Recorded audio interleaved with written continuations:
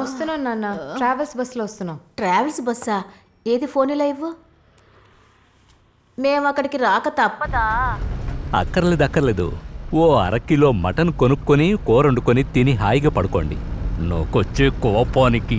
రావాలా వద్దానే కదా అడిగాను. ఇప్పుడు ఎందుకు అలా చింతలు తొక్కుతున్నారు?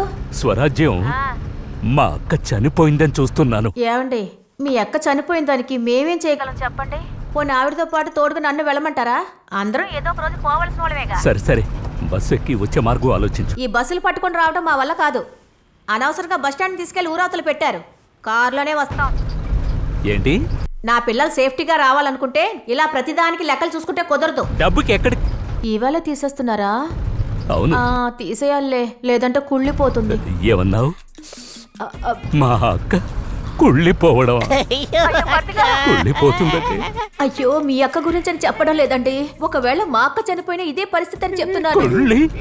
అయ్యో, ఏదో నోరు జారి మాట వరుసగా చెప్పాను. బాబోయ్, నన్ను క్షమించండి.